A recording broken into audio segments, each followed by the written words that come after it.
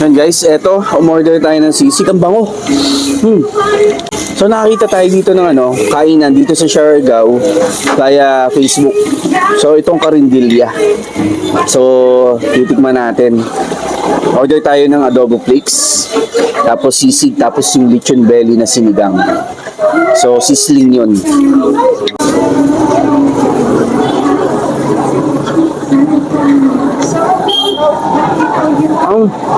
Ang crispy.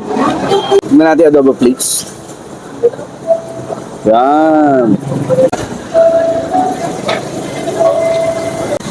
Tapos kangkong.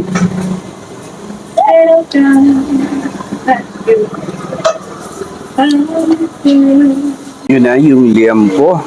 Sinigang. Yun. Sisling, lechon belly, sinigang mga idol. Yan. Wow. So ito, yung kangkong, parang pinaray nila. Ayan. Ito, excited na ako sa lechon belly. Ay, yung muna, yung sauce. Tikman natin yung sauce. Init. Asim. So, gravy sauce siya. Yung gravy, yung sauce niya, yung sinigang sabaw, ginawang gravy. So, may gulay, kangkong, ako nakikita. So, ayan, tikman natin yung liampo niya.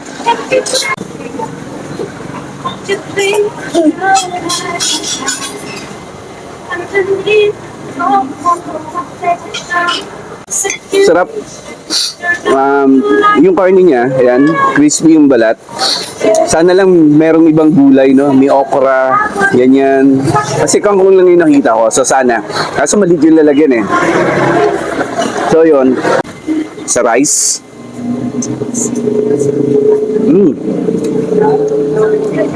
Perfect na perfect sa rice. So yun guys, stand out sa akin itong yung sisig nila, lutong eh. Tapos ang sarap po ng lasa ha. Yan. So kung pumunta kayo dito sa Siargao, don't forget tong Karindilya. Yan, malapit lang sa munisipyo ng General Luna dito sa Siargao. Yan mga idol. Sisig. Top. Location niya mga idol, yun yung port. Ayan, so pag after nyo mag-island tour, ayan, pwede kayo pumunta dito. Ayan, sa Karindilya. Para matikman nyo yung food. Ayan. Tsaka hindi naman ganun kamahal. Para Karinderya style din yung mga ulam niya.